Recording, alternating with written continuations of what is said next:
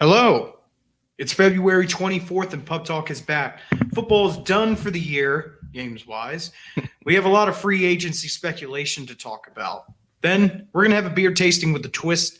We're going to taste some beers while talking about some movies. Yeah, we don't have lives, so we need to be able to have something to talk about while football is not on. And Hops of the Week is always to end off the show. But before we get to that, Pub Talk is we want to thank our sponsor, Route 11 Chips. Route 11 Chips, the best chips here in the Shenandoah Valley with great flavors such as barbecue, Chesapeake crab, and salt and pepper.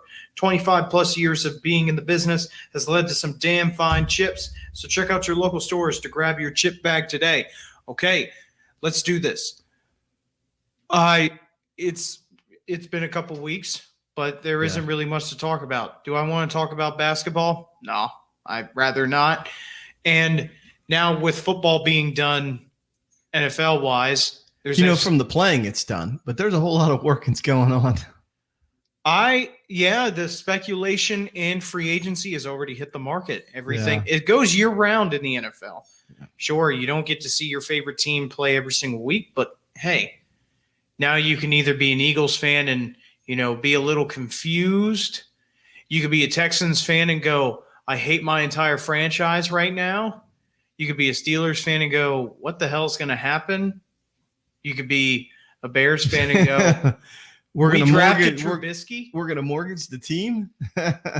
You could be a Dallas Cowboys fan and go, hey, we're still going to win the Super Bowl. And then you just get sit back to reality week number 3. You could be a lot of different teams. I think the biggest one that we'll start off with right now is, Carson Wentz is gone. He is no longer a Philadelphia Eagle. No, big news. We speculated in a way that maybe it was going to happen. He's an Indianapolis Colt, which makes perfect sense. His former offensive coordinator back when he was having an MVP season is the head coach of the Indianapolis Colts. So it only seems fit for Carson Wentz. If he wants to relive that season in some way or try and get back to what he was good at, maybe it's a good idea that he goes over to the Indianapolis Colts. And I think he's also being traded to a team that I think is the perfect team for him. I'm not trying to say that there's no perfect team out there, but you look at this Indianapolis Colts team. Last year, they had probably, I would say, the stingiest defense in the NFL. Pretty darn good defense. A long time. Very, very good defense. Sure, they lost some players due to injury late in the season, but over time, they were a very good defense. That offensive line has the best guard in the NFL in Quentin Nelson. They have a running game with John Taylor that is unmatched right now. And to have that, along with a coach who understands that, they had Phillip Rivers, but their running back attack was fantastic. But they were still able to make the playoffs. Sure, they had some hiccups down the stretch, lost to Pittsburgh, got destroyed by Tennessee. But that was also when Tennessee was, pounding the football constantly with Derrick Henry. But anyway, this is an Indianapolis team that I think you look at and you go, he's just being traded there for Frank Reich. And I'm like, yeah, but he's going to a better situation than I think what Philly is being left in. Philly has a lot of question marks right now. Sure, they want Jalen Hurts to now be the starter, but you might be without Hurts. Ertz, you're going to be without Alshon Jeffrey here very shortly. Deshaun Jackson is gone now. Yeah. You're losing receivers left and right. And as I said, you drafted Arcega-Whiteside instead of DK Metcalf. Couldn't run cones correctly. He couldn't run cones correctly. So, I guess that's a good enough reason for you, right? Yeah. But you drafted JJ Arcega-Whiteside, who's made I want to say 9 catches in 2 seasons in the second round. You wasted a draft pick on that. Then on top of that, you also are going to have to get a new head coach in there, and Nick Sirianni, who's coming from the Colts. He was there. He was their OC, correct? Or was he their DC? I don't know. Whatever. He came from the Colts. He came from the Colts, and now he's with the Eagles. And I guess that's okay. But right now, you're also looking at a team that their offensive line was absolutely garbage last year.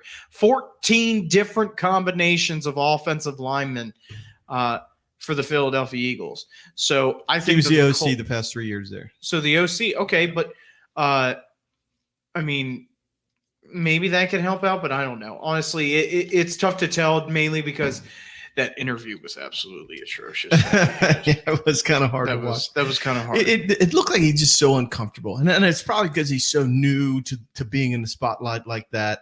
It's hard being a head coach. You have a Yeah. lot of pressure on you. Oh yeah. I know you want to see a guy. You got to win or get out, dude. That's just the way it is. There's some people who aren't good at interviews, but they're good at their job.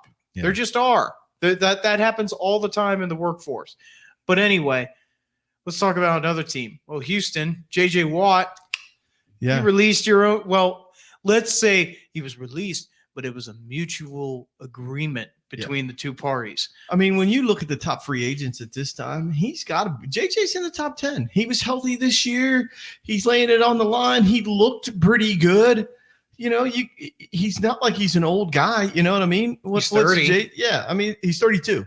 It's not like he's washed up. He's got some reps left in him. I know. He's going to make another team really happy just because of his work ethic. Just I know. Because of the way he gets after it. The problem, though, for me is that you're going to have to pay him, I want to say, a substantial amount of money, though. I think that, like, if he does go somewhere, like this is a 3-time defensive player of the year, you're literally not shoving money at somebody who's, some guy who had one good season in Houston. No, this is a Hall of Famer you're talking about here. I mean, it from was his injury years in plagued Houston. early, but within the relative near future, it's been injury plagued.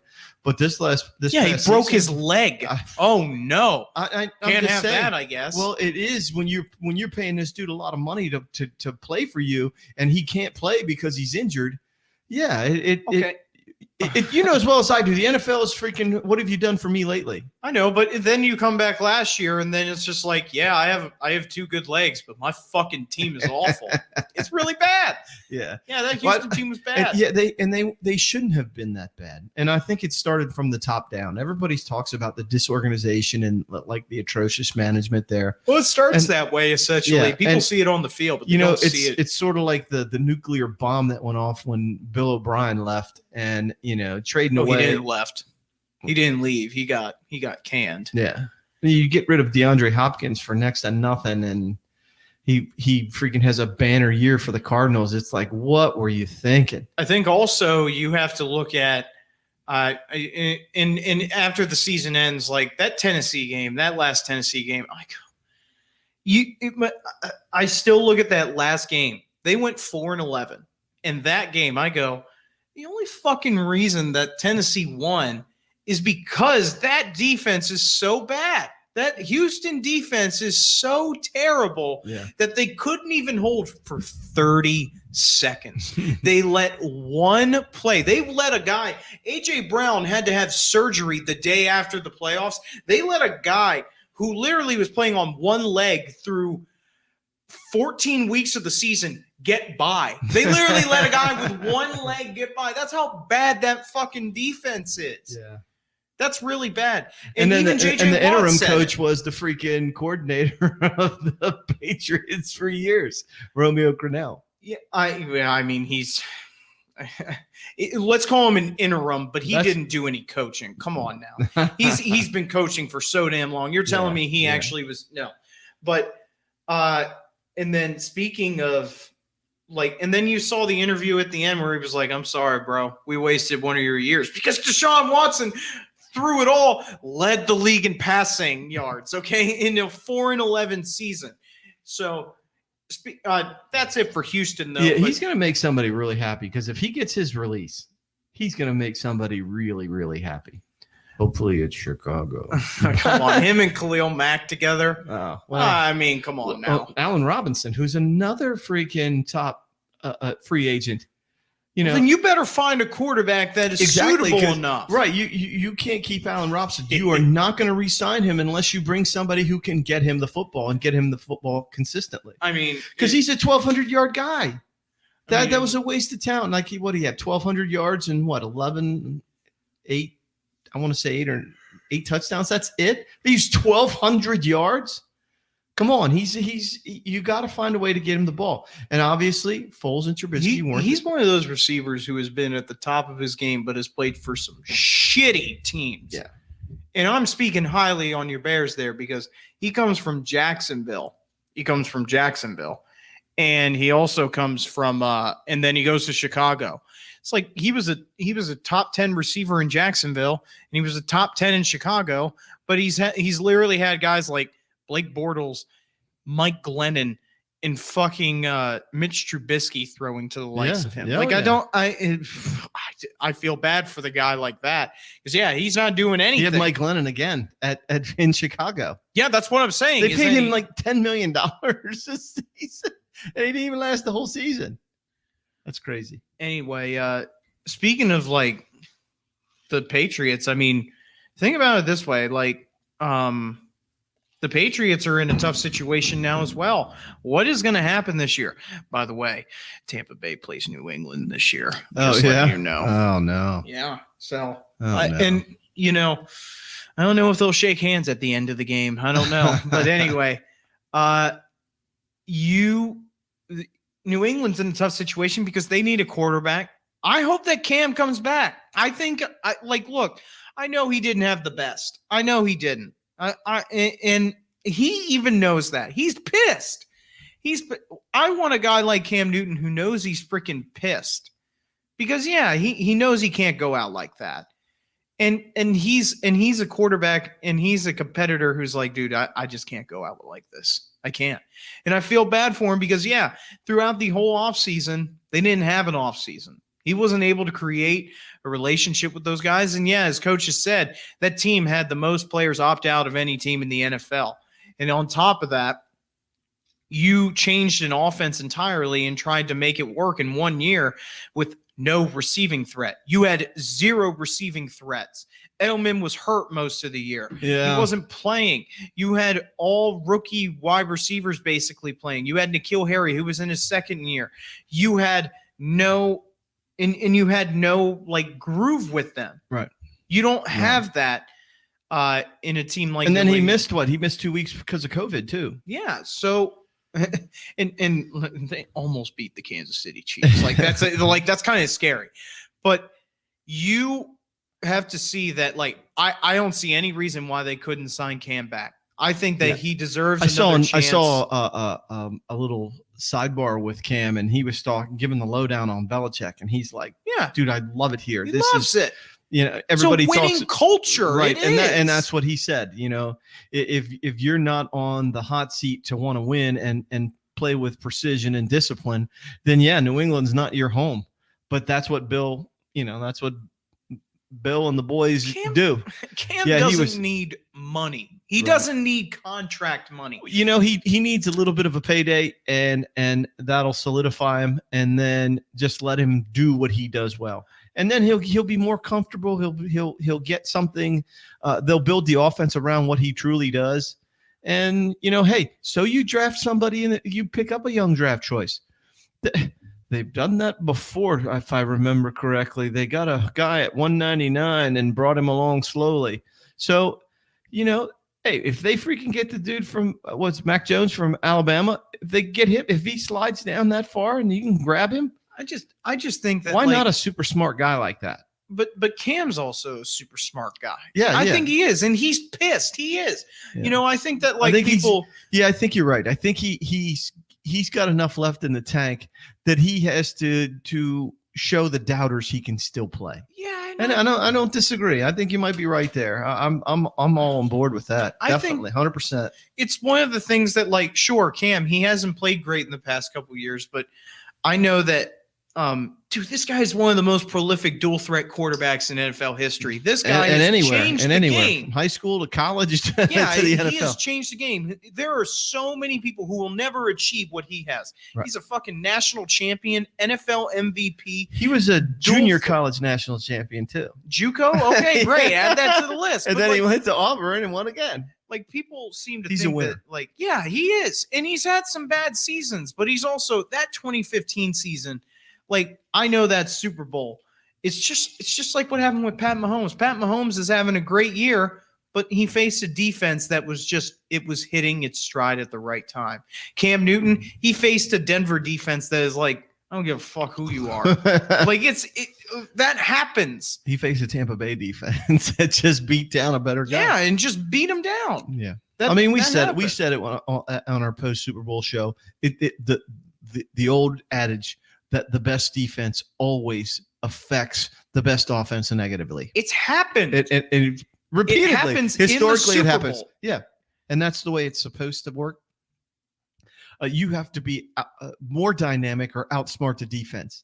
And good defenses in the NFL, you don't outsmart. They give their offense opportunities, and that's what the Tampa Bay did throughout the playoffs. And you think back to and it's like, well, the best defenses don't always win. Yeah, because the last time that the best defenses didn't win was when Tom Brady was in the Super Bowl. Like, think back to the Seahawks-Patriots one. That game literally came down to the wire, and guess who won? Tom Brady did. Yeah, he faced a Legion of Boom.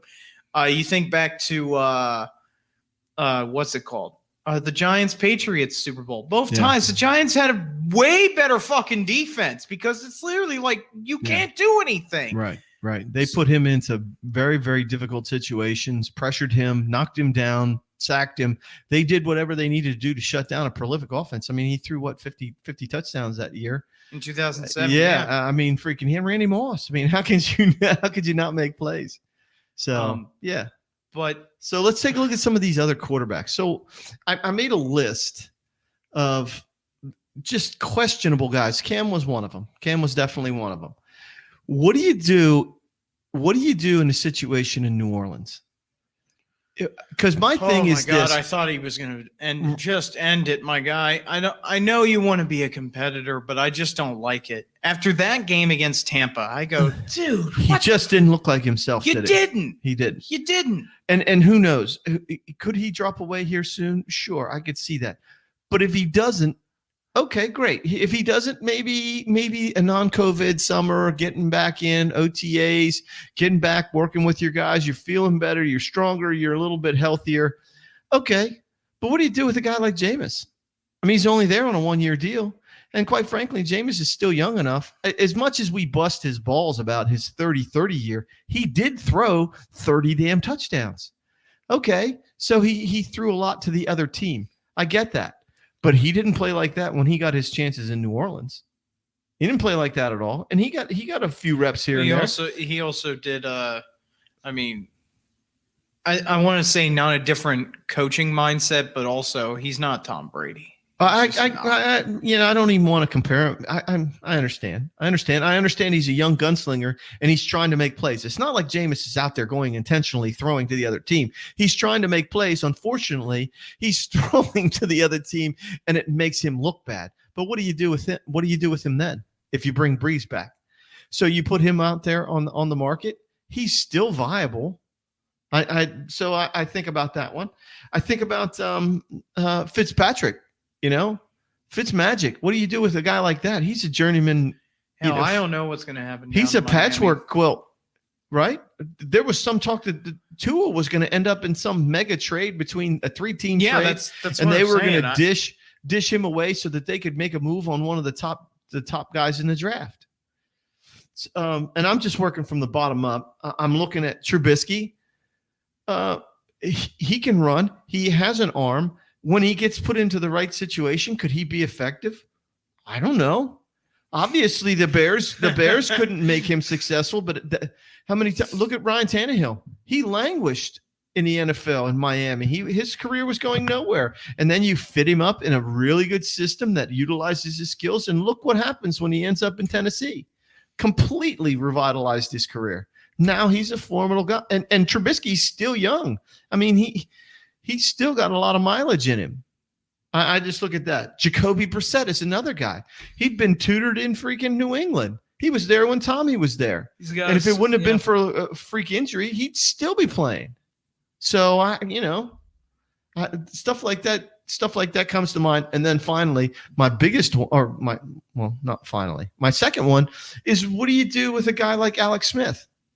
Oh, He just came out with that big interview. He was talking about, I came back after 2 years and they didn't want me. It's a whole new regime. They didn't want me. I wasn't in the plans. I was like I threw a wrench in the system kind of thing. What? And it's like, you need some. He was a third team guy. And then all of a sudden, what was his name? Haskins shits the bed, becomes an anti-player almost, getting himself in trouble and putting himself in a position where he could have been a team leader. He gets ousted. Who knows where he's going to end up? And then Alex Smith, by attrition and injury, is forced to play. Hold on. We have a comment here. It says from Sandor. It says 49ers will make Mitch a star. Dude, they have a whole nother problem out there too. Who the hell's Sandor? It's in the chat. Nice. Anyway, 49ers have a whole nother issue out there. Jimmy G, I don't know what happened. 2 years ago, you're in the Super Bowl with him, and you have a team that I'm like, dude, this team is very good for years to come. You got a Shanahan-led team. He's a brilliant young guy. And then this past year, it's like, dude, they want to trade him away. I'm like, what happened here in a matter of like 9 months? Something happened. Right. And you think that Trubisky, I don't know Trubisky, but hey, you have a young offensive mind, and you put him in a situation where he can make plays. What is he saying? Mitch is built for a Shanahan team, so maybe it could be. Maybe you're it could be, because one of the things that you couldn't do when you had a dynamic guy in the running game in Chicago, the running game cripples Trubisky, because if you can't establish a run and you have to rely on him, and you have a Matt Nagy-led offense that doesn't throw the ball vertically down the field effectively, well, of course he's going to freaking suck. Of course he's going to struggle. And you put him into a system. You got Raheem Mostert. Who else is a running back in San Francisco? And they're the tight end, George Kittle. Kittle.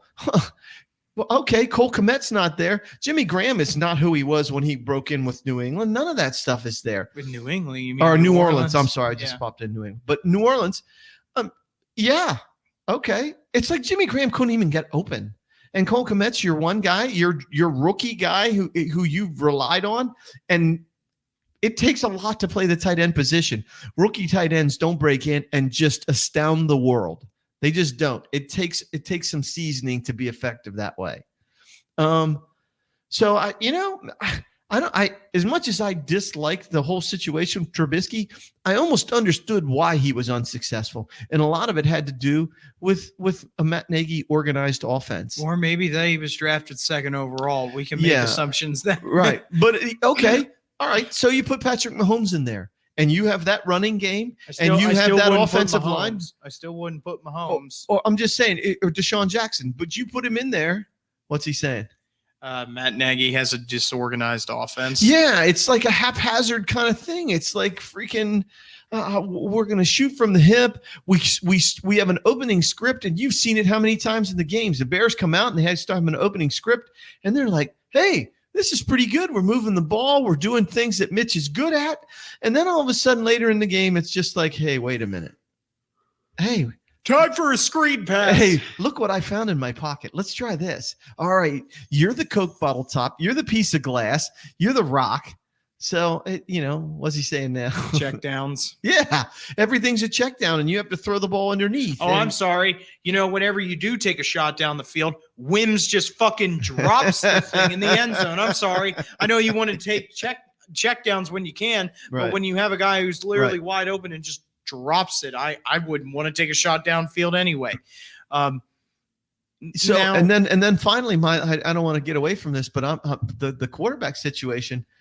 Why has Dallas not paid Dak? I understand he had an ugly injury. I totally get that. But why haven't you paid him? You needed to solidify in the one place in the NFL Dallas needs to freaking have a quarterback. Why haven't they signed Dak? Because he is asking for the whole bathroom. He is asking for 7 kitchen sinks when you paid Zeke Elliott, and we saw what happened to Zeke this past year. Right, he was ineffective. We've seen it. We've seen it before. You get paid, and the production drops off. Le'Veon, I'm looking at you. Right. Hey, guess what? You went to Kansas City, but you didn't get a Super Bowl. He didn't get a Super Bowl. No, he didn't. That was part of the reason I was really happy is that he went there. He didn't play very much, and they didn't get a Super Bowl. Yeah, he was the third string. He played behind. He still played behind Edward-Helaire and Williams. A rookie. Yeah, Edwards-Helaire. That dude is gonna have a good career. I really think so. And yeah, that was funny. Yeah, you look at guys like Le'Veon Bell, you look at Todd Gurley, you look at those guys who tried to get big time contracts as a running back when it's a very expendable position, and your career could easily be shut down. So let's go back to Dak. Okay, what do we got? Who's on the board? Bears have no choice of finding a better option than Mitch. Now they threw him under the bus, and their pride won't let them re-sign him. Yeah, I mean they kind of, and he's not wrong. I mean we kind of. Who the hell are you? Let's put your name up there. We can't tell. We won't say who it is. You're making us think here. Yeah, finally. no, but it's a good. They threw him under the bus. I'm all for making fun of the Bears because they still drafted Trubisky. Right. 1 year at North Carolina. Who the fuck was in the office and said let's hire? Let's get Dwayne Haskins 1 year at freaking Ohio State. Yeah, and look how it turned out. It was a very. He's on my team now, and he's probably going to take over if Ben retires. So I'm not happy about that. Yeah. Well, let's hope that a young, dynamic black coach can teach him how to play. Young? Well, double. Hey, what? Game defined his career. What? Double game defined his career. What game is that? What? The double doink. Oh, double doink. Okay. Yeah, maybe if Cody Parkey made that field goal, we would be talking a different story. Who knows? Because that Bears team, I rave about that 2018 team. Now, they had so much potential. That defense was so much fun to watch. Right. And Cody Parkey missed a field goal. Who the hell are we talking to? I don't know. He'll move on. He led them down the field and gave them a chance. Yeah. He did. And their kickers to kick the ball. And could it have defined his career? Maybe, but I still think he's got some mileage in him. I really do. I think he does, and I think the right system. It could be a Shanahan system. It could be. You get the right tutelage, and you never know what happens. It just takes off. All right, let's get off. And then I still think Dak. Dak. I want to move to Dallas. Yeah. I want to say that Dak should get paid. But at the same time, you have to understand is this young guy who's coming off a freaking really, really bad injury. You can't sacrifice your team in salary because you want to be paid premier money. And I just don't see it. I don't know how he can say and stand on the fact that you owe me this kind of thing. Because that's what it looks like. You owe me this. I've done this for your team under the rookie contract. You owe me. He's been effective. He's been a good quarterback for Dallas. He has. And I think he's had situations where, he's played really good teams, but it's not necessarily him. They're saying Dallas will never win until Jerry Jones dies. He's out with the other owners. Well, I mean, I agree to that because Jerry just plays fucking hardball with this stuff, and that whole Zeke Elliott contract that really was the kicker. I'm like, why? You have been in this business long enough. You've seen. Do you want another Emmitt Smith? Emmitt Smith, sure, he played 75 years in the NFL, but at the end of the day, that was in a time where you had the Great Wall of Dallas blocking for him. You don't have that offensive line anymore. They were so good up front, man. I always argued that if Walter Payton had the same guys that Emmitt Smith, he'd rush for 20,000 yards. There wouldn't be any freaking question. You don't have a Larry Allen anymore. You don't have guys like that. Dude, he was so good. Larry Allen was a machine. He was so good. And Zeke Elliott, sure, that 2016 year, he was good, but ever since then, it has not been productive in the sense of winning games. Sure, that 2016 season, you didn't win a playoff game, but the following year you did. But after that, no, 2 years after that you did. But what I'm saying is that after that, you give him a huge contract, and you haven't learned anything, man. Yeah. These players go to die. They do. Their running backs are not. They're meant for what? If they get 10 years in the NFL, that's a hell of a career. That's a hell of a career right now as a running back. Yeah. I want David Montgomery to be a better guy. I want him Cowboys to are the Knicks of the NFL. It almost feels like that, though, don't you? That's a great comment. And Are they going to hire Phil Jackson now too to lead them? But they're going to have the triangle offense with freaking Dak, and Emmett and a couple of other guys. Hey, I don't know. What does another season with Ben Roethlisberger look like? Golly, I don't know why these teams are stuck on where are they going to use Ben to tutor, to train a guy like Haskins? Can he be that dynamic? Can he get that done? Because you look at Stephen A. Smith on ESPN, and one of his articles is, look, your best choice is to stick with Ben Roethlisberger. He's been your mainstay. He has been the guy. And over the course of time, he's had some nagging injuries. And then he had that freaking Tommy John surgery last year. But this year, it wasn't that bad. It wasn't that bad. I think, could he have played a little bit better? Okay. Who couldn't play a little bit better? I don't know. I argue that. Some of that stuff. If Alex Smith didn't, almost die from his leg injury, he's comeback player of the year. I'll say that. Okay, I'm gonna throw something out there that just completely, and I didn't write it down on my sheet, but I got one vote though. I'll be happy about that. All right, so here's my thing. Oh, for comeback player? Yeah, he got one vote. Well, he should have got more. He was definitely whoever that guy was. Thank you for recognizing. My other one is Mariota with the Raiders. Mariota. You think a guy like that? Look, he's still got wheels. He can push the ball down the field. You think about him in the right system and what he represents.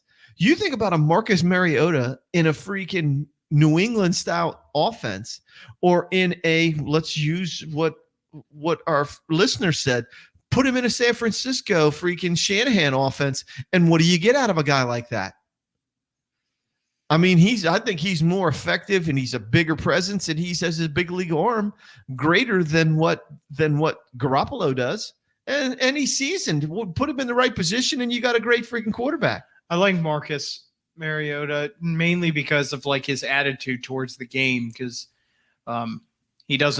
he's not very talkative on the field, and he's clearly shown that he's a good quarterback. I mean, he led the Titans to the AFC Championship a couple years ago, for God's sakes. All right, so before we get away from the Dak thing, let me ask you this question, because it just keeps bugging me. You're shaking the damn table. I'm sorry.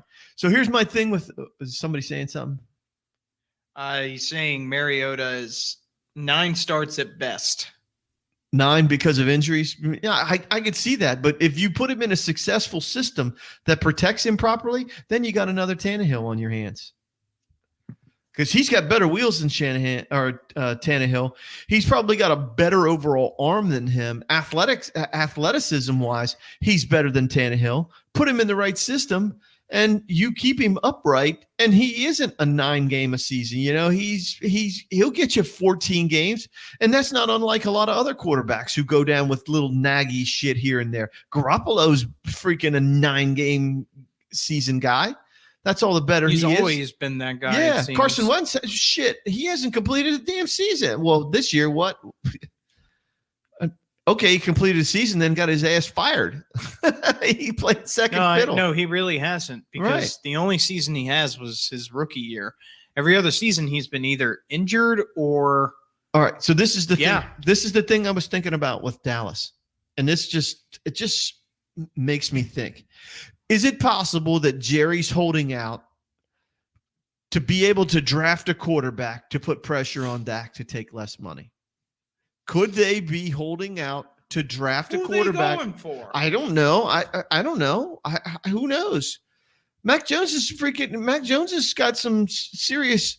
Now, granted, he was throwing to some he had a great offense around him, but his decision making is absolutely NFL caliber. So, do you hold off because you think you might have a better bead on an NFL draft because Dak is too damn expensive? I guess so, but then I mean, your defense was awful last year. Yeah, I mean, you got to upgrade that. So do you pay Dak and not be able to upgrade your defense? Or do you go, hey, Dak, we're just going to let you go because you're too damn expensive and we're going to upgrade. I wonder who the hell's we'll going to draft, pay him. We'll draft a quarter. Exactly. We'll draft a quarterback and we'll use money for other free agents. Maybe you freaking get a J.J. Watt and end up in Dallas. Oh, my God. I don't know. I want to say that that's the smart way, but I don't see Jerry Jones doing that. I just don't.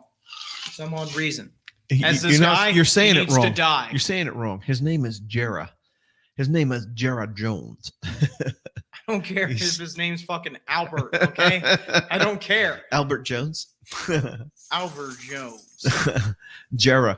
Yeah, I think part of me says that Jerry Jones is a smarter Daniel Snyder, but the decisions are still the same.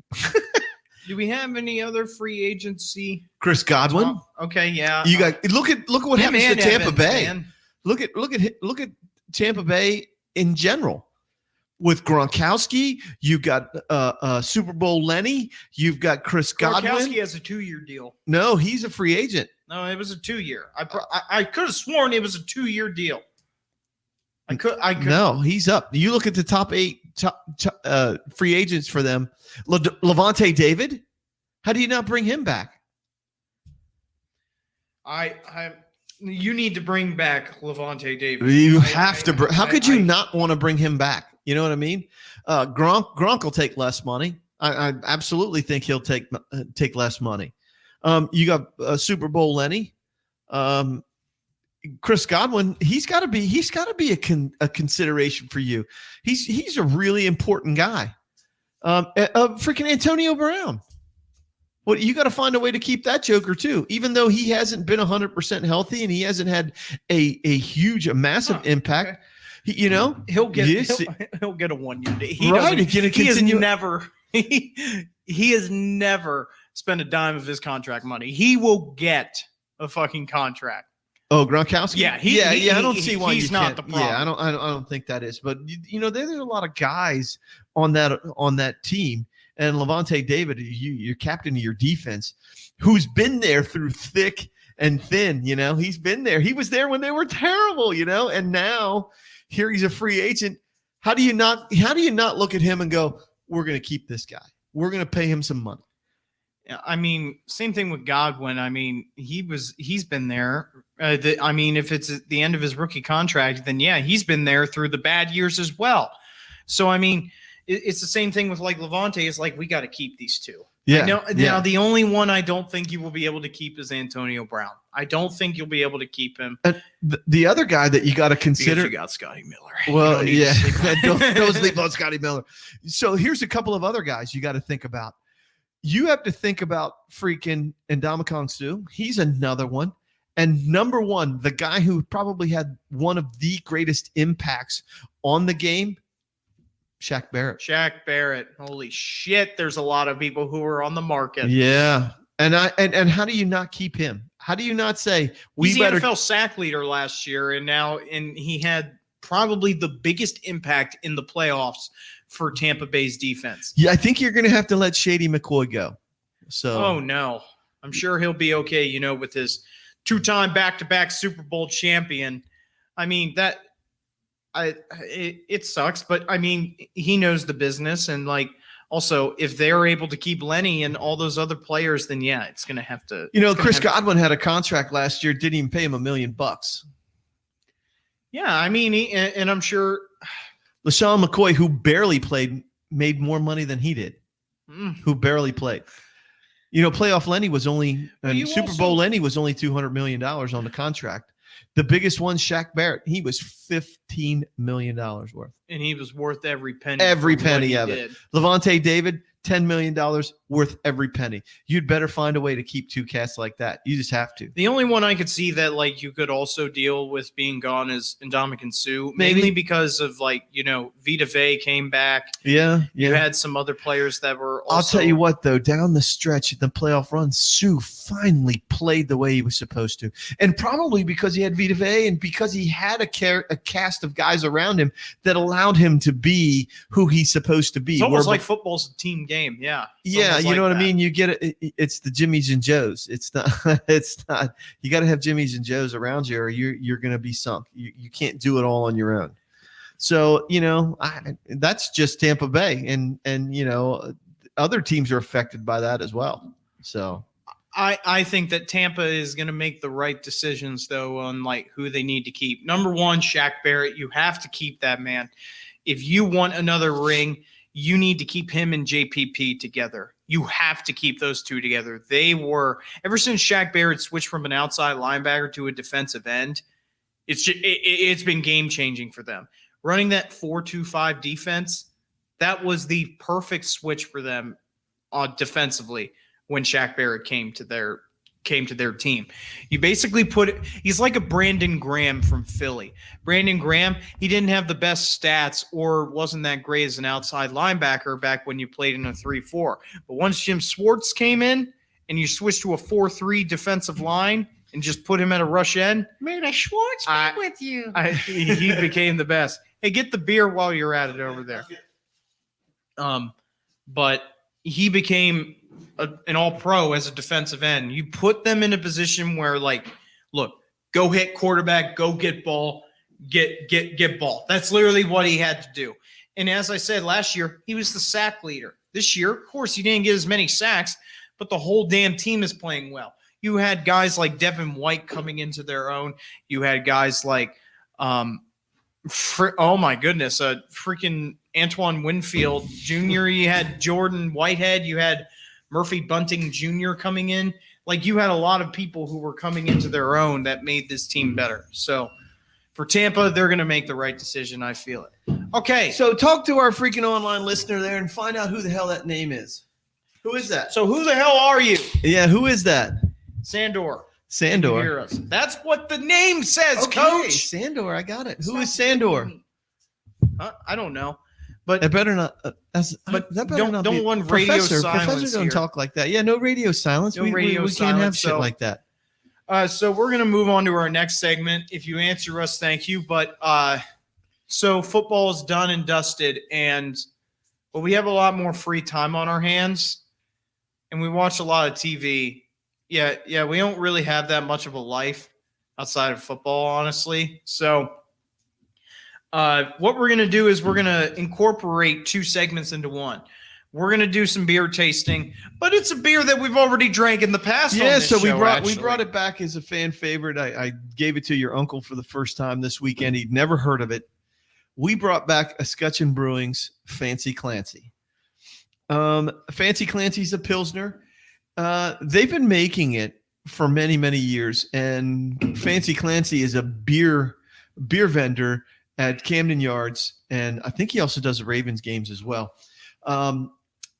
And it's such a great beer that Escutcheon just they hit a home run, and that's terrible to say at Camden Yards.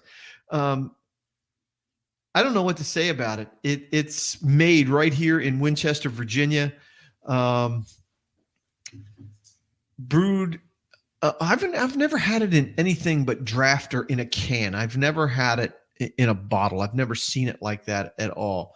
But Escutcheon Brewing definitely freaking just made a fantastic beer. It has a smooth Pilsner taste to it. There's no bite. There's no aftertaste. CJ and I talked long ago and said that if one of the I just spilled it on the freaking table. Oh my goodness, you're not a beer drinker. As soon as I opened it up, it foamed out. Anyway, So so we got some napkins over there. Grab me a napkin so I can grab that while I continue with this Fancy Clancy. Well, if you remember way back a couple years ago, give me a couple of them. Give me a couple more, CJ, because it's really wet. If you remember back a couple years ago when we first started the show, one of our very first episodes, we did a beer called John Riggins 4th and 1, and 4th and 1 was also an Escutcheon Brewing favorite. It is very similar in taste. It was a Pilsner, American Pilsner. It had a very similar taste to Fancy Clancy, but essentially what happened is 4th and 1 had a contract with Escutcheon, and then the contract ran up, and Escutcheon went on and turned it over into, within that same year, we got the last, if I remember correctly, we used to buy our beers at the Better Beer Store, which is now closed. Anyway, but when we did that, they were simultaneously making Fancy Clancy as the remaining beers of 4th and 1 were going out. We did it on one of the first shows, and I mean to tell you what, that was a fine beer. That was one of our favorites. Yeah. And so when Fancy Clancy came along, we went down to Frederick, Maryland this past weekend, your mother and I, and we went to visit with your aunt and uncle, and we went out to dinner, and I was shocked that one of the beers that they held in their stock was Fancy Clancy. And I turned it on to your uncle, and as soon as he drank it, he's like, "Oh my God, they make this in Winchester?" And I was like, "Absolutely." And I was like, you can't have just one, because that's how good this beer is. You know, it's like you want to have one, and then once you have one, especially when it's on a nice warm day, it's like you can't just drink one. It's like Lay's potato chips or whatever freaking company comes up. You can't eat just one. No, it's who the hell does that with the freaking the cans of freaking chips? Who the fuck does them? Huh? The chips in Pringles? Pringles. You can't eat just one. I think that's what it is. Okay. Well, you can't just drink one. This is the Pringles of beer.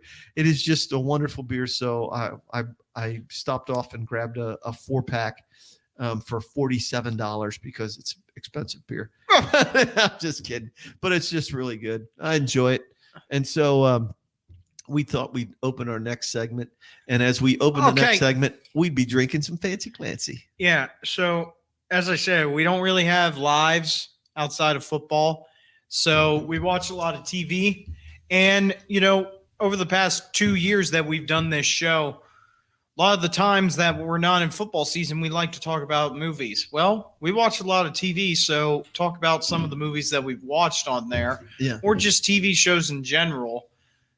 So I'll go first. I had never seen The Book of Eli. Until I knew you were going to talk about that. Until I watched it. I walked into your room the other day, and I'm like, "You're watching The Book of Eli?" And he goes, "Yeah, I've never seen this before." And I was like, "What? This is fucking Denzel." I know it's Denzel. Okay, so for me personally, I give it like an 8 out of 10. 8? I give it an 8 because what gives it an 8 though? What makes it an 8? Okay, I give the Equalizer a 9 mainly because the action is constant, and the fear that he puts into people. It's just the Equalizer has a great story. This is a different kind of story. I know, but it's unique. The Book of Eli. The reason I give it an 8 and not a 9 is mainly because, well, there's not much action fighting wise. Right. You'll get those scenes where it's like, "Don't put your hand on me or you'll never get it back." Like that scene, and that's great. But other than that, you have one scene where it's literally just a war at a house, and that's it. But other than that, you know, you don't see Mila Kunis fight. You don't see any of that. She just looks hot the whole time. And I go, is he saying something? No. And I go, that's great. But the story is also a reason I give it an 8 because what is this book that everybody's after? Yeah. And I kind of understood it that it's a Bible. I figured that, like, you know, throughout watching it, I'm like, it has to be a Bible. Yeah. And I'm sure a lot of people don't like it for that reason, but I was like, I don't really care. It's just a fucking movie. Right. And it was like the Bible's important, but that's how important that Bible was in this post-apocalyptic world. Yeah, this wasteland and stuff like that. You know, you got to think, the Bible, I guess that would be pretty important to a lot of people. And then you get the big twist at the end because you don't get a sense of it early in the movie, but then you find out. I was like, the whole time that the book he is protecting is Braille, and he memorized it all. And then the guy at the end handwrites it out. Yeah, it's because he remembered it all. The King James version of the Bible. Yeah, and then he dies. Well, I mean, if you hear this, I hope that our listeners are smart enough to understand that when I say this segment, spoilers are in the fucking segment. So if you're like, "Oh my God, I wasn't expecting that," I might have to say, you might want to go back to school a little bit. Yeah, well, because I'm not gonna- the spoiler alert for the Book of Eli. Let's look at the date on it. It was 11 years ago. Yeah, it was a long spoilers are time not ago. in play at this time. Yeah, it's kind of like Endgame. It's Right. kind of like whenever Endgame came out, it's like, Right. dude, did you really just spoil that for me? It's like, dude, it's 3 years after. Like, what do you want? What do you want? Right. So do you, I'll do another one. You though. want to do one? You want me to do one? We'll just alternate. Yeah, go ahead. And do All one right. then. So mine's really simple. Your mother is into documentaries recently. And so we were looking around, and we got onto PBS, obviously public broadcasting. Says I know what PBS Well, is. PBS Kids used to be a freaking station that I watched Right. all the time. yeah, well, PBS has a long standing show for probably 20 plus years, I'm thinking, called The American Experience. And so I'd been looking into this stuff on Emmett Till, and I was excited to find this this documentary, which had never before heard interviews, and so I was excited. And then as I was tooling through Amazon Prime to find it, it wasn't available. It's not available right now. So I got kind of pissed. And then as we were tooling around, I pulled up this thing. It said free episodes, and one of them was on the Gilded Age. And so the Gilded Age is that post-Civil War era where the United States becomes this industrial giant, and it becomes a very I'll say this. There's an association between what took place in the Gilded Age and what takes place today in terms of the way they talk about income equality, the power of big business, these ultra rich guys who had the power to manipulate government and things like that. But they gave it if I were to rate it as a 0 to 10, 0 being just dreadful, stupid, I would never watch it again, to a 10, which is I would find a way to get a copy of it. I would probably rate it as a 6. The Gilded Age is so expansive and so technical, and there's so many different components of it. I don't think you can do a lot. I don't think you can tell the story of this time period in American history in 2 hours. And so when I was watching it, I was like, okay, yeah, I like this part. Wow, that's pretty cool. There's some interesting things. And then they get into some stuff where you could tell there was a little political manipulation where they're trying to tell a story, and they're trying to tell you this evils of this and evils of that, and this is good and that's not. But it's definitely worth it. It's from it's called The American Experience, The Gilded Age. It's just a tick under 2 hours. It's not bad. It was worth talking about with your mother because as a teacher and somebody who has spent time reading in this area and has spent enough time researching it, I would not teach it the way that the way the video was presented to me. But that's one of the things I watched. It was 2 hours. It took me 2 nights to watch it because I can't stay up late because I'm sorry ass. But there you go. So that was mine. It was on the Gilded Age. And then I have another one, and that's a whole lot different and a whole different take on a badass movie. All right. So what's your second one? How's your Fancy Clancy? It's good. It's about 3/4 gone. It's almost gone. I saw Yeah. you pound the first part of that. I watched Deadpool 2. This is the first time I've watched Deadpool 2 since it came out. It's the first time I've watched it since You it came gotta out. be shitting me. No, I watched Was it free or did you pay for it? No, it's on Hulu. So I was able okay, it was okay, technically free. Yeah. So I You watched pay for Hulu, but Well, I get it free with my Spotify account. So I technically get it for free essentially. And so I watched it and I go, I love the Marvel series. I think it's great. I think it's way better than Star Wars for me personally. I think it's better than Lord of and you know what? I think you might be right because Star Wars gets personally for me. No, no, I'm just saying anyone else. Absolutely right. I think you're right. But the Star Wars universe, the whole Star Wars story is so massive and complicated that the Marvel story has its own unique components to it, and then you can like certain components. You don't have to like it all, and you can like certain components of it. But Star Wars doesn't work that way. But there's one thing that everyone unless you're will a come fan to of the agree. Fett. There's one thing everyone will come to agree: they don't like Thanos. But yeah. Thanos is bad. I love that. But the Deadpool movies, if there is a movie series that can make you laugh, it's like Guardians of the Galaxy, where That's really good it has too. That's really good another action, one. but it has comedy built in with it to make it offset to go. But it also has some emotional components to it.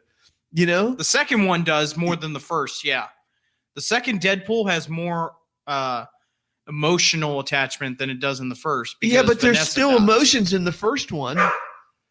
What the hell's wrong with that damn dog? No, she's barking at Tom. That's because he's badass. So he's not doing anything. I know that's the whole thing is he doesn't have to do anything and he freaking makes you think. So, but it does have emotions in the first one. Look, his whole world gets turned upside down when he finds that chick, right? His whole world has changed because of that. So I know there's a bit of that's part of the love story. And then the love story gets carried over into the second one.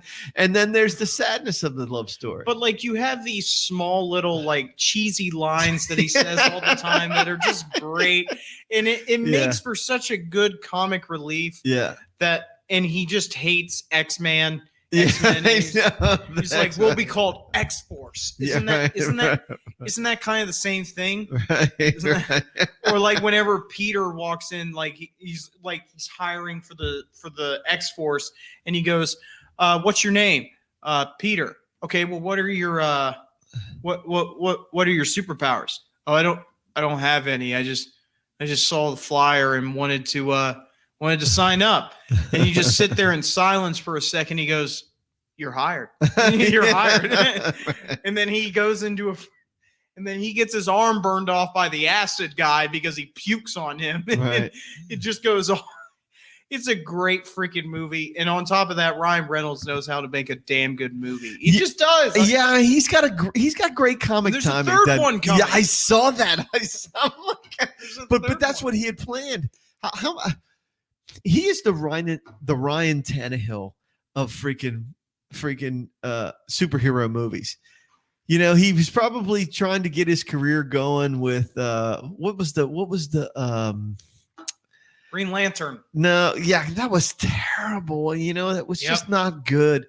And you know, he was trying to be the college college guy in oh my god. Yeah. I forget who you talk about. It's like American Pie or something like that. On the same lines of that. Yeah.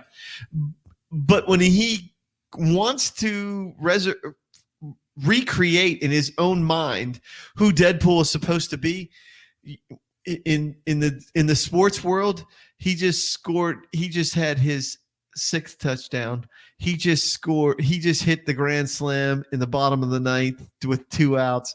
You know what I mean? He did all of these things, and I don't know.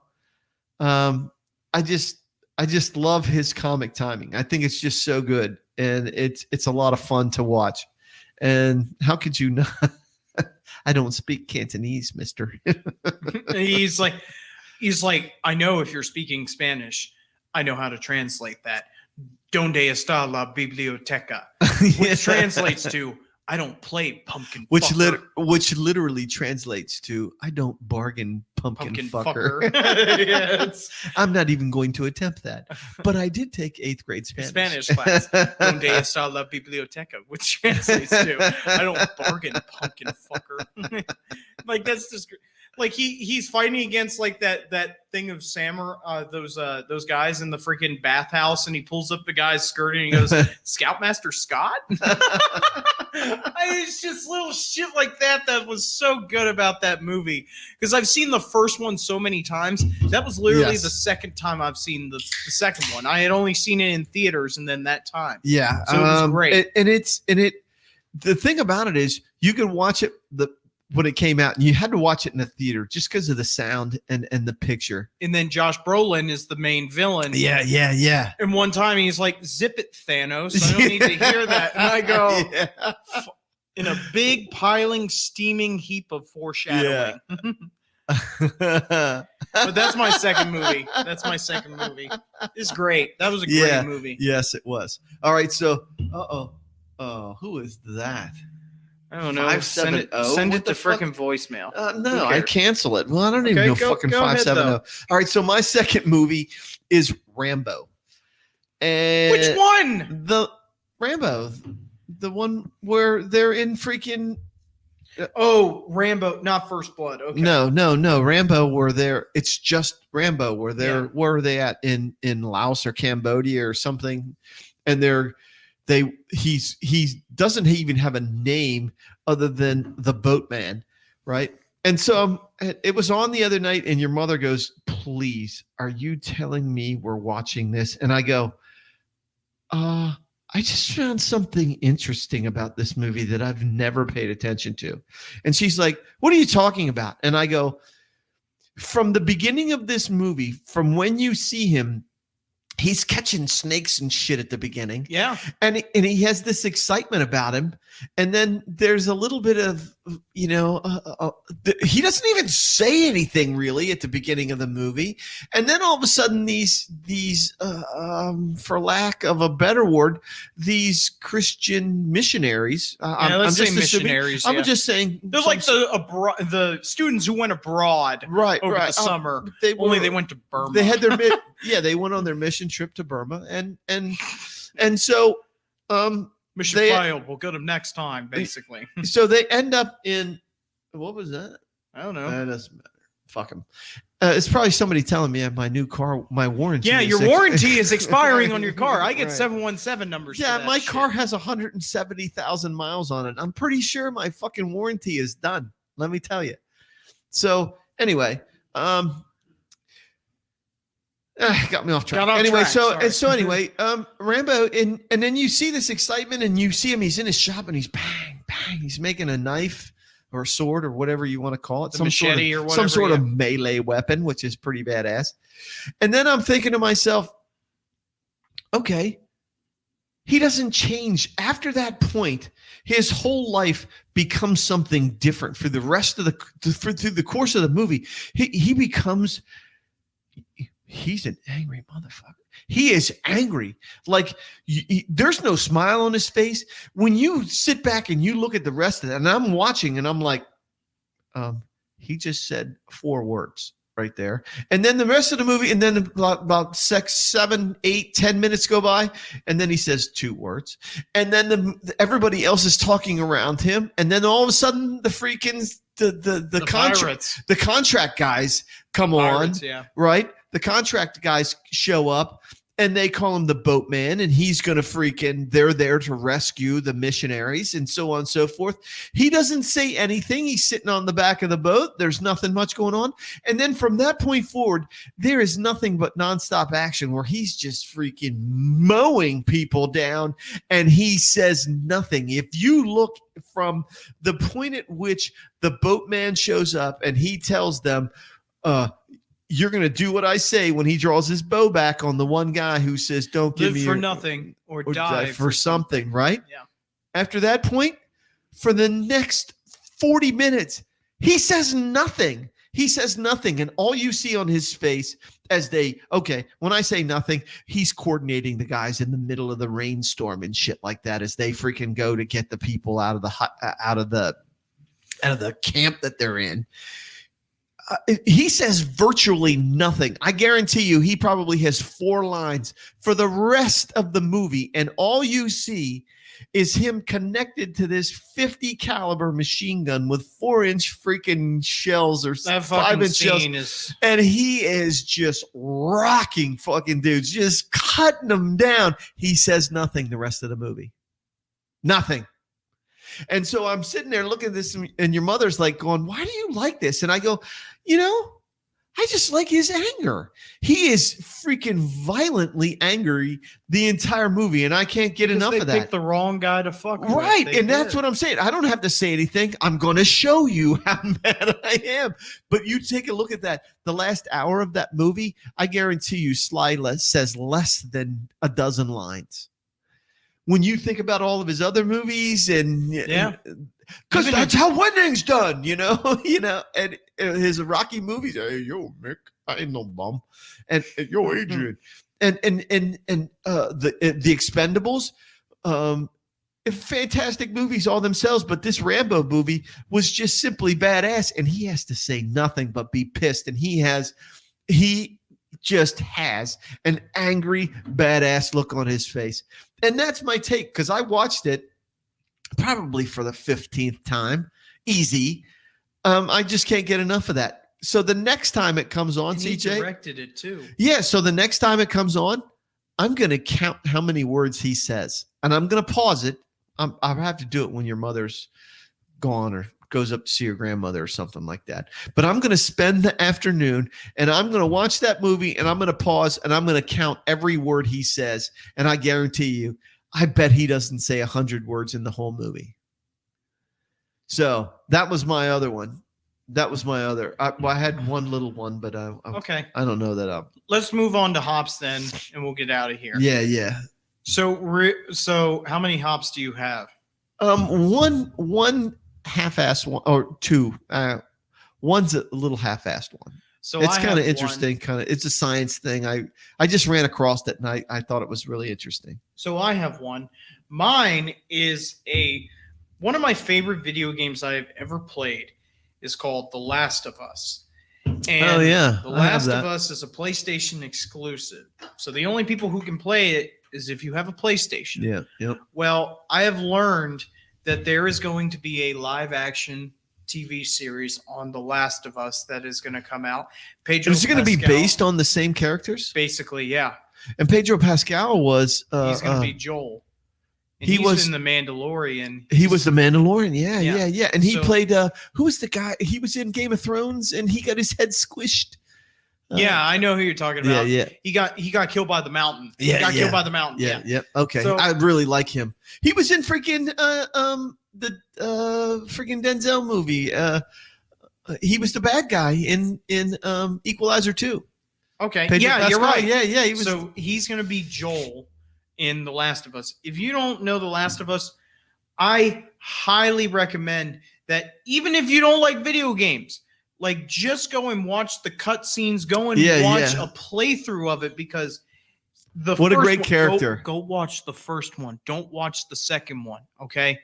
Last of Us It's Part too long. 2. It's too long. Last of Us Part 2 made me more mad than I think I have ever been in a video game in terms of story, because the story in Last of Us Part 2 is awful. But the first one is a legendary game. Its graphics, its story, its gameplay, everything about. And as I said, if you do not like video games, watch a playthrough of the cutscenes, and you'll tear up honestly sometimes. Yeah, because it's pretty good. It's very emotional. It's Yeah. very real, and it has its own spin on a post-apocalyptic world. Sometimes you see infections like zombie infections. Well, this is when basically a man creation gone wrong, a viral infection, a fungus. Yeah. And it basically creates this thing Shit that could really happen. shit that could happen. Right, based on where we're at right now in this COVID Now it's fucking been world. proven that it actually can't happen. What happens in this game actually can't happen, but it has its own spin-off of how fungus that infects ants can actually infect people, but it actually can't. But it infects them, and you get these different types of zombies. You get runners, you get clickers, you get boomers, you get all these different you get all these different types of zombies, and it creates I love this the sounds that they make too. That's awesome. boom. So you get its own spin-off and its own different creation, and it's a very interesting game. And now that they're going to make a live action series, I hope that it's as good as the game, because the first game is unreal. It's probably really good. one of the best games I've ever played in terms of just overall experience. So live action series coming in. I hope to see it. Yeah. And on top of that, that's badass. another one is a movie coming out called Uncharted.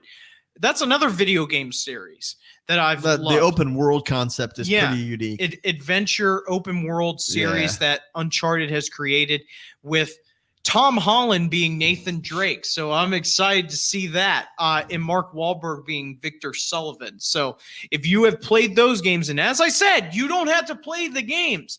If you just look up the cutscenes and all in the stories in these games they're so great. They're so well planned out. Yeah. They're all made by Naughty Dog, and they're great games. And Naughty Dog has made a freaking boatload of really good games. Story-wise, yes. Yeah. So that's my hops of the week. So, yeah. Well, that's pretty cool. I don't even know if mine compares with that. Not even close. Damn right. So, yeah. So, all right. So, just go. No. So I was looking at this article and this strange news thing because I'm always looking those for hops of the week, and I found out that these freaking scientists found that. But just real quick before I continue, go ahead. Our hops of the week. If you're new to this show or you don't listen to it very often, it's pop culture. It's something that you've learned in the news in recent weeks.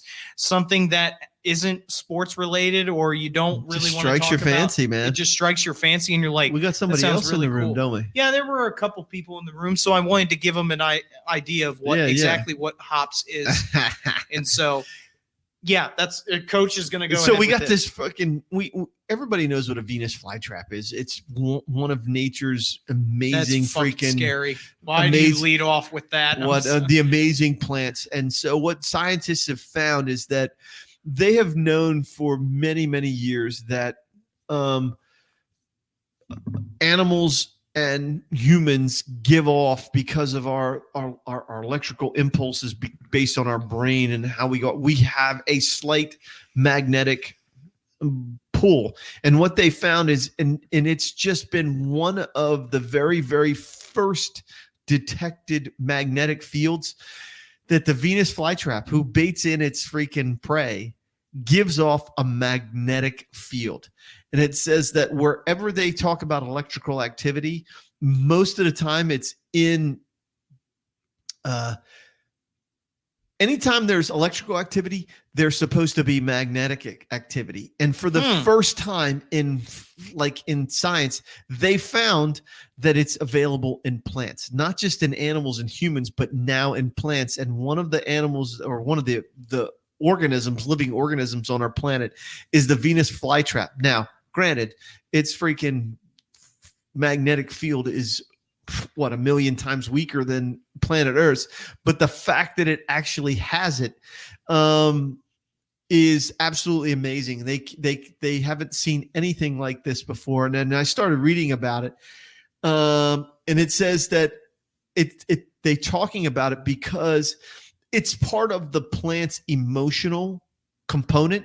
It has to do with their immune system. It has to do with what could quite possibly be their psychological makeup, which is crazy when you think about it, that a plant. I don't want to think about that. No, that's crazy. Terrify me, because that's what happens in humans. We have an immune system. We have emotions. We have even fears.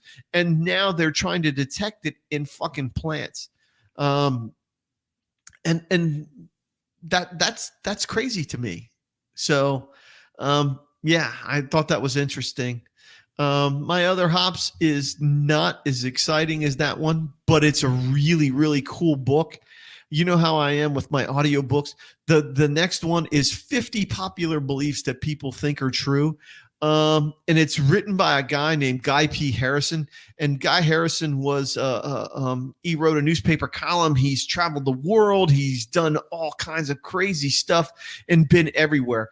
And when he gets guys like Neil deGrasse Tyson to write things within his book, this guy is worth listening to. And so what he basically does is he basically takes you on this journey through things that people think that were true, and they're just not, like those people that didn't think the Holocaust are true. He talks about that. God. He talks about freaking ghosts. He talks about tarot cards, and he talks about what's the shit? Well, like I'm a Capricorn and a Pisces and all that stuff. What do they call astrology? He talks about astrology. I don't know, talks about the faked moon landing, the most haunted houses in the freaking world. He even talks about Bermuda Triangle, and I thought that was really, really cool. Where everybody thinks that there's this terrible place in the freaking Atlantic Ocean. Yeah, it's South called Atlantic. Skull Island, by the way. Oh That's yeah, another movie I watched. don't go there. Don't go to Skull Island. But the Bermuda Triangle is. Everybody thinks it's real, and it's like this dangerous place. And the United. Well, I'm telling you that the United States Navy, and we got some powerful shit in our world. Well, it's not real. And so, but he talks about all of these things. He even talks about Roswell, New Mexico, and Area 51. All these just popular beliefs that people are attached to, and how many things people actually believe, because he gives you the statistics about what people actually believe, and he basically debunks them. And I listened to it. It's a long book it was a long book for me.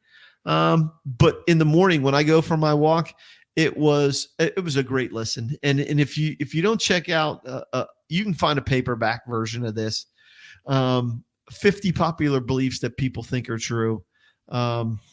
Yeah, a pretty good book. And I enjoy those things. And then my last hops, which is so freaking short, it's not even going to be funny. You're right. The coach is coming up on completing sniper rifles. And I have never had this much fun with fucking sniper rifles in Call of Duty. But I'm freaking. You really brought this up. Dude, I'm totally enamored with them. This weekend, I will absolutely have diamond sniper rifles. Okay. And That's I will. The hardest part then done for you. No, finally. launchers are going to suck.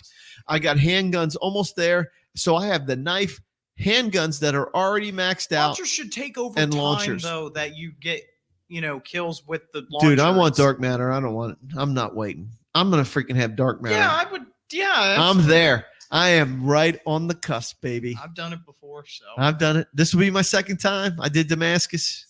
So I'm right there. But here's my thing. Over the last week or so, week and a half, dude, I fell in love. When I freaking learned how to shoot the Barrett and I freaking no scope and quip scope, guys, I was like, holy shit, I'm really good at that. I'm freaking having a blast.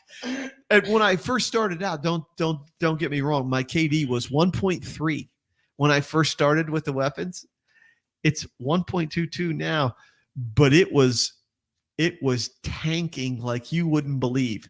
But sniper rifles are badass. And all you quick scopers out there, I can't do it really good, but I know where to look, and I'll hard scope the shit out of you in a second. So yeah, that's my freaking hops of the week. Okay, it's time to go cook some dinner. Yes, so it we're is, gonna brother. Get out of here. Hey, what are we having?